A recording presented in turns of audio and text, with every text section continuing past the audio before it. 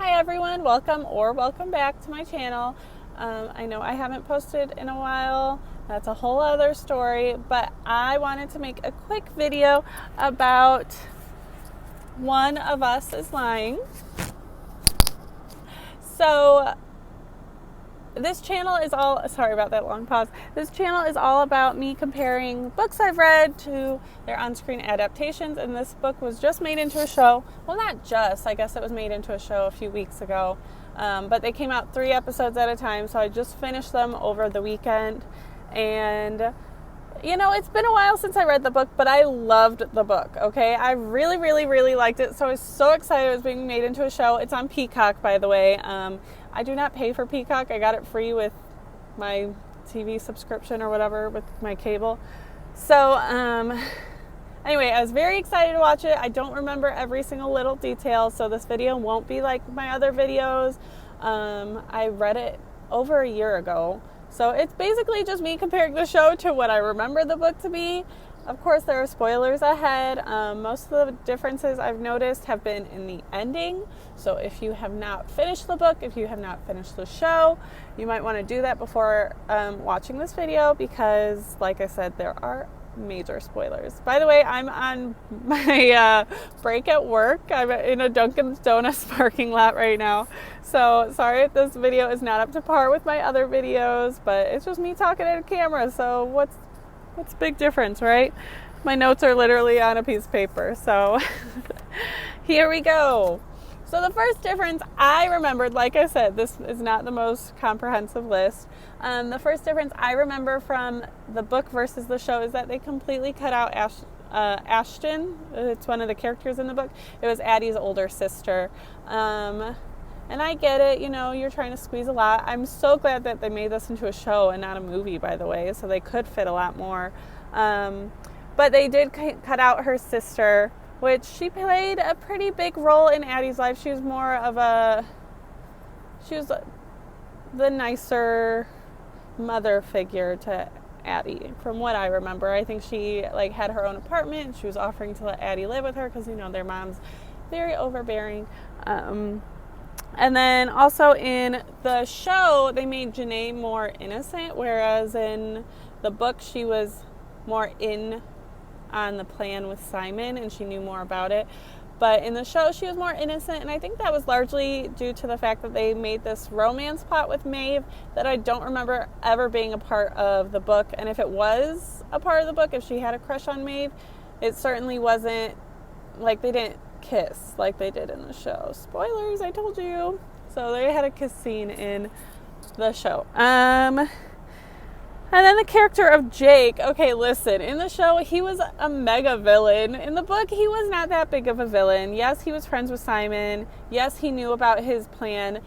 Simon's plan in the book was that he was straight up gonna commit suicide. And I get why they don't want that to be in a show, I guess. Might be triggering and stuff. So his plan was that he was going to commit suicide, and then Jake would help frame someone for his murder. It was supposed to be framed on Addie because Jake was mad at Addie for cheating. But in the show, Jake was just a mega villain. He basically came up with this big plan to have Simon fake his death, and then he would be saved at the last minute with the EpiPens, and it would look like someone tried to kill him, but he would be saved. But in his head the whole time, Jake's like, nah, he's not going to be saved. I'm going to kill him.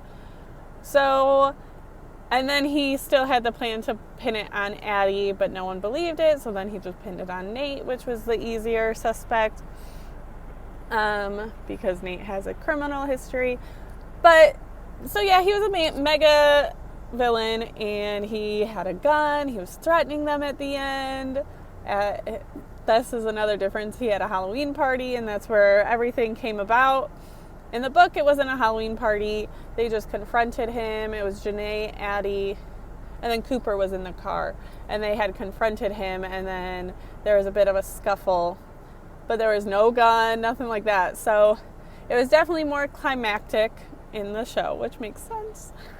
I don't remember Miss Avery having a plotline in the book at all. In the show, there was this big thing where they were thinking she might have done it, but then she had this storyline where she took Vanessa, I think her name is, Vanessa, to get an abortion, and so that was it's a whole other plot line.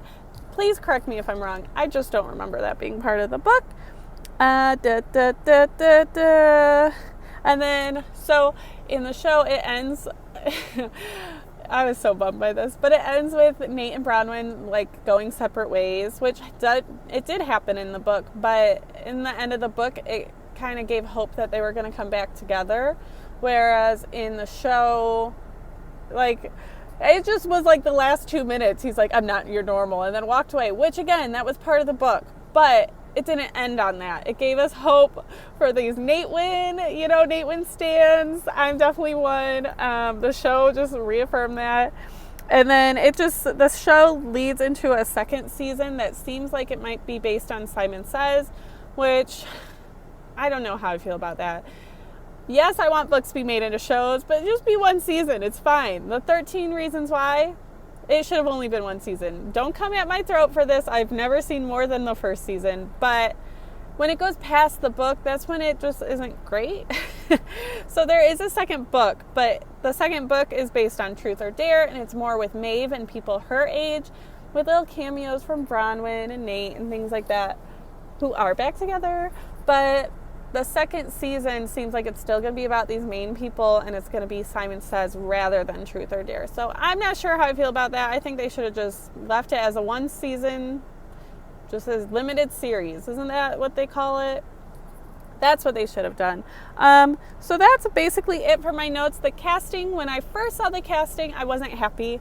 I thought Nate looked like Cooper should have, like All-American Boy. But I really liked them. I really think the show was pretty true to the books. The whole vibe, I kind of like that it didn't completely follow the book. Like the ending was a little bit different, just because it did keep me guessing. And there was a bad guy. There was someone who was blamed. Oh, there was another difference. So in the book, Jake gets arrested.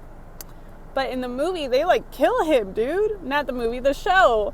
And they say he's missing, but so that was another big difference. But anyway, at first I didn't like the casting, but I grew to really love them. Just like the first episode, I was like, they're really good.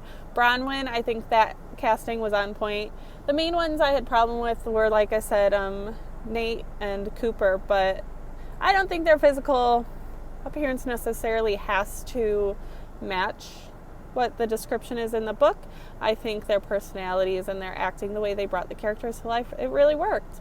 So let me know what you thought if you watched, and let me know if I forgot anything, please. Like I said, I read this over a year ago. You know how many books I've read since this one? You know how many books I read in a year? Not to mention, I've written books. I'm just all over the place, y'all. So let me know if I forgot anything. I'm trying to think if there's anything last minute I wanted to add. Oh, and they kept some of the quotes exactly true to the book. Some of the best quotes in there are directly in the show. So I think if you are a fan of the book and you have not watched the show, you definitely should check it out. I think they did a really good job adapting it. So let me know what you thought in the comments. Subscribe, because I'm very sporadic with my postings. Bye!